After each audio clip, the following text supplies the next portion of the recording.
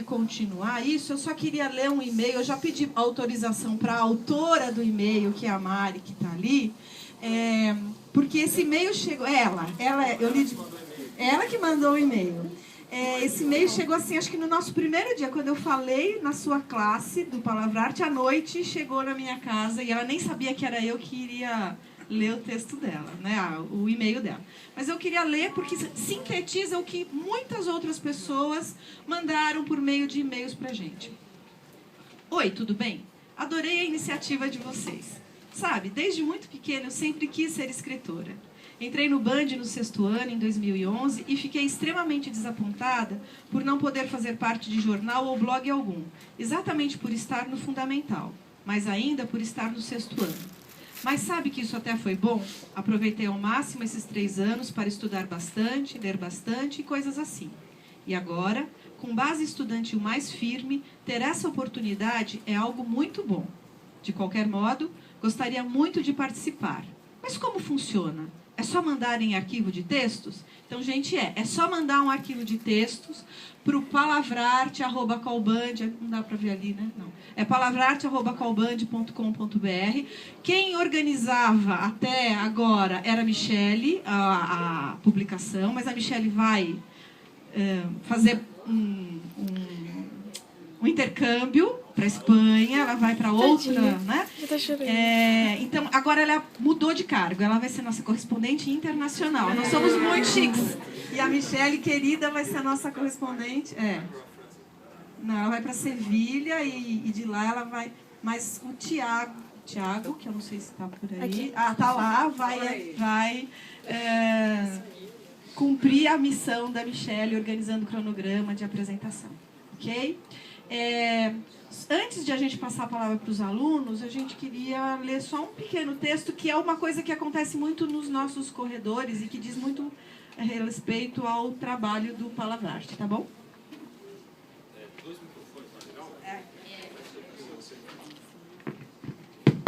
Alô.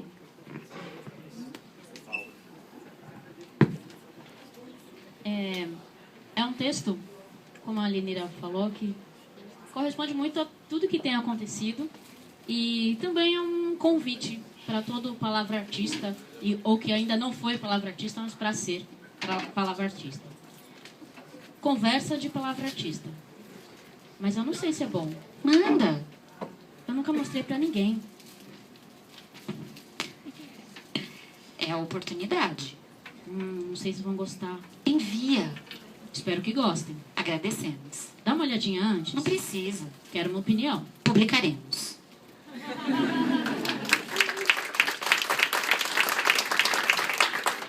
Posso... Tem alguém que é mais corajoso, quer começar, ou eu... A Mari. Vem, Mari. Vem, Mari.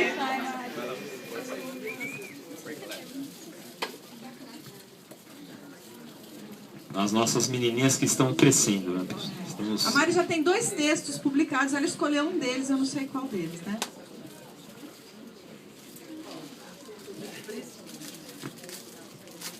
Oi, gente.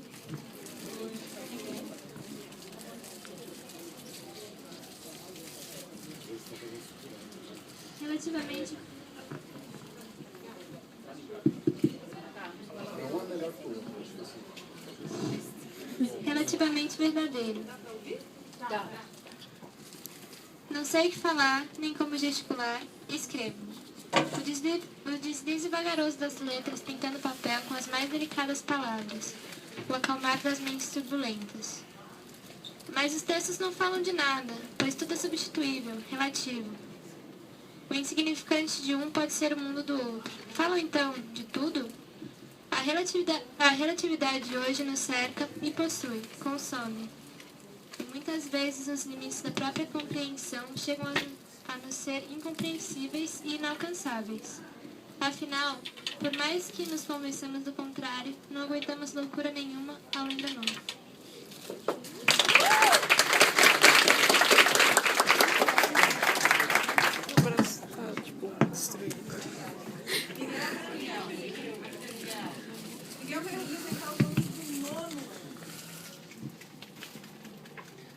O universo.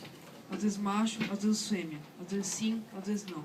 às vezes morto, às vezes vivo, às vezes feliz, às vezes triste, às vezes amor, às vezes ódio, às vezes vários, às vezes um só, às vezes claro, às vezes escuro, às vezes rico, às vezes pobre, às vezes risos, às vezes às vezes choros, às vezes do lado certo, às vezes do avesso, às vezes direita, às vezes de esquerda, às vezes redondo, às vezes quadrado, às vezes menos, às vezes mais, às vezes cheio, às vezes vazio, às vezes muito, às vezes pouco, às vezes alto, às vezes baixo, às vezes largo, às vezes estreito, às vezes grandes, às vezes pequenos, às vezes remédios, às vezes veneno, às vezes fedido, às vezes cheiroso, às vezes duro, às vezes mole, às vezes carnívoro, às vezes herbívoro, às vezes teme, às vezes treme, às vezes fantasioso, às vezes realidade, às vezes minguante, às vezes crescente, às vezes técnica, às vezes tecnologia, às vezes lápis, às vezes borracha, às vezes caneta, às vezes corretiva, às vezes parado, às vezes em movimento, às vezes água, às vezes suco, às vezes café, às vezes chá.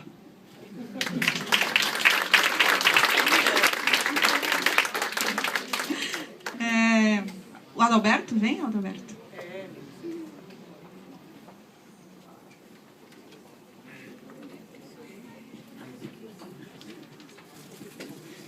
Aqui, esse poema que fala do teu texto, nome de passado presente, né? A gente sempre quer que esse passado seja bons ou ruins, a gente está sempre lembrando deles, né? Diz assim: estou chegando de novo, posso ser velho e novo, o seu passado a lembrar. Lembro de ti coisas novas, reativando a memória passada por esquecer. Você me deu confiança, para não haver aliança, procuro me convencer. Pois vejo casos e coisas se transformando de novo, contrariando o saber. Eu sou aquele passado, astuto, despreocupado, não me permita entrar. Passado, lembrança sempre presente, vai remexendo com a gente, difícil de esquecer. De velho, também posso ser novo, ou vou revivendo e somando com outros por envolver.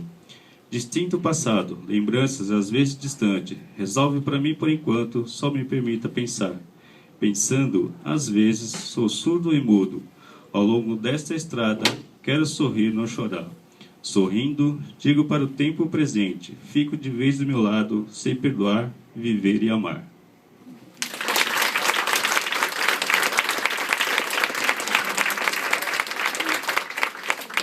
Componha-se, Michele, para ler o texto do Vanderlei. Desculpa, gente. O Vanderlei também já mandou vários poemas, e o que eu vou ler é o Sem Vida. Sem Vida. Um poema escrito num papel é só um poema escrito num papel. Não ganha vida se ninguém o lê. Não abre as asas se não vê o céu. Se ele fica guardado numa gaveta, como se pode saber que ele existe? Um poema escrito num papel não passa de um punhado de palavras tristes. Não faz sorrir a criança, não faz sonhar a menina. Um poema escrito num papel, por si só não se ilumina. Não traz brilhos aos olhos e não põe tinta no pincel. Um poema que ninguém lê é só um poema escrito num papel. Vanderlei Rodrigues.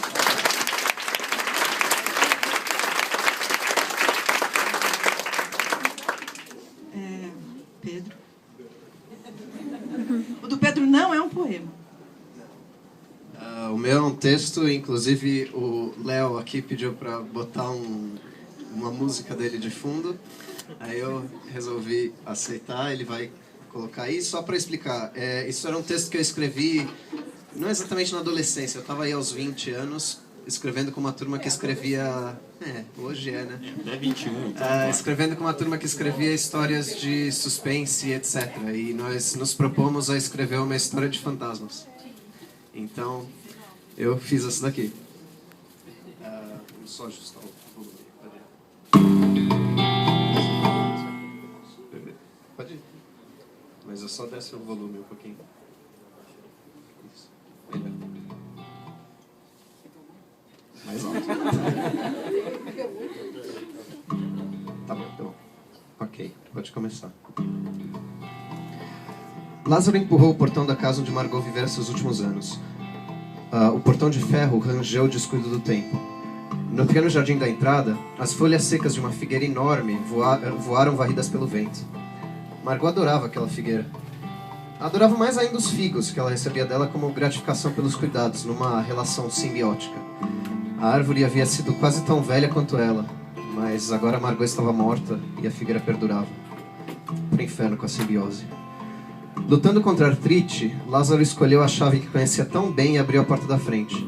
Lá dentro, uma dezena de fantasmas brancos cobriam os móveis do pó levantado pela corrente de ar que entrou com Lázaro. Devolveram-lhe o aroma de Margot e instantaneamente um flash de lembranças quase palpáveis do corpo dela, do estilo que só ela tivera na juventude e uma distante noção do modo como ela encarava a vida. Nostalgia, tristeza e uma infindável solidão que enfraqueceu-lhe as pernas. Ele segurou-se no batente da porta. A casa ainda tinha a presença dela, forte como se ela estivesse mesmo dentro da casa. Lázaro entrou com a maleta. Ficaria lá pelos próximos 2 dias para fazer o inventário dos espólios de Margot. Passou a tarde retirando os lençóis brancos dos móveis, colocando o relógio da parede para funcionar e abrindo a casa. O sol entrava pela janela e iluminava as partículas de pó se revoltando contra aquele intruso. Em seguida ele abriu o escritório. Paredes forradas de veludo já mostravam sinais de infiltração. Ele largou a maleta sobre a mesa e percebeu que o escritório não lhe dizia nada sobre Margot. Alguém havia estado aqui e deixado a papelada para que ele trabalhasse. Essa pequena intromissão tirara daquela sala todo o resquício dela. Bom, e de qualquer forma, nos anos que Lázaro passara na casa, usaram o escritório muito mais do que ela.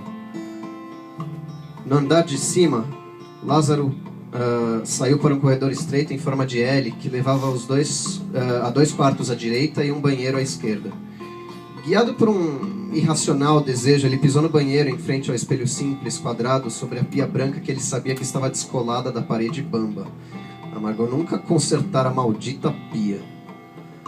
De uma cômoda ao lado da pia vinha ali o aroma dos perfumes de Margot. Eram perfumes masculinos em sua maioria. Ela adorava perfumes masculinos e embora ele conhecesse outras mulheres que os preferiam, ele lembraria sempre dela quando associasse o corpo feminino a esses aromas. Lembrava-se agora das tantas vezes em que voltara dos encontros com ela e descobria maravilhado em suas roupas que as suas roupas estavam impregnadas daquele cheiro.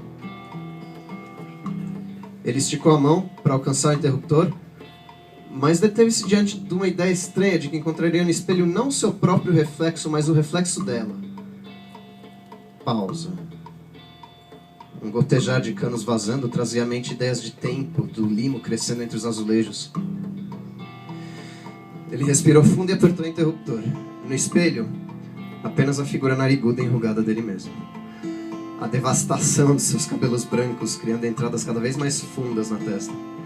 Ele olhou em volta. Havia ainda a banheira de porcelana, com a cortina de plástico suja, e os armários de remédios que não socorreram Margot a tempo. Estruturas de ferro com toalhas empoleiradas também, tudo esverdeado pela iluminação de uma doentia luz fluorescente. Sua mão ainda estava no interruptor. Ele apagou a luz e foi para o quarto. Deteve-se frente à porta entreaberta do quarto de Margot por alguns momentos. De repente faltavam-lhe forças. Silencioso, de cabeça baixa, ele empurrou a porta com 2 dedos retorcidos pela doença. A porta abriu-se com um ranger melancólico. Lázaro viu primeiro o piso de madeira. Era diferente do piso dos outros cômodos. Era uma madeira escura que escurecia o aspecto do quarto inteiro e abrigava os 2 tapetes persas de Margot. No fundo do quarto, a cama de Margot, uma cama de viúva, comprada quando Lázaro saiu de sua vida, como se tivesse morrido. Era banhada pela luz daquele fim de tarde, vermelha, entrando pela janela e sendo filtrada por persianas. A luz na cama eram cortes profundos. A cama, com luzes e sombra, era um tigre transmodificado em mobília. Lázaro veio sentar-se em seu lombo, acariciando-a como para evitar que acordasse. Por um momento, devaneou na ilusão de que acariciava Margot. As curvas de Margot adormecida, nua e jovem. Seu corpo esbelto que ela dizia ser gordo de teimosa que era. Forçou-se a despertar e recolheu a mão atrevida. Acendeu a lâmpada da mesa de cabeceira e a luz mostrou-lhe um vulto ao lado do armário. Seu coração acelerado, esperando encontrá-la, ela vestiria seu casaco de pele perfumado e as roupas de uma senhora de respeito, vindo dizer-lhe que o amava. Mas não. Era apenas o casaco de pele pendurado na porta do armário. Perfumado, porém oco, sem Margot em roupas requintadas por dentro. Lázaro arrastou-se até ele como um morto-vivo e afundou o rosto na pelagem, as lágrimas brotando em profusão enquanto ele absorvia aquele perfume até seus pulmões estarem prestes a estourar. Ele tinha medo que o aroma sumisse com o tempo e com ele toda a memória visceral de Margot. Ele caiu de joelhos frente ao casaco, soluçando como criança, quase Podia sentir os dedos carinhosos e macios dela percorrendo seus cabelos que não mais existiam enquanto ela sussurrava. Shhh, calma, meu amor. Vai ficar tudo bem.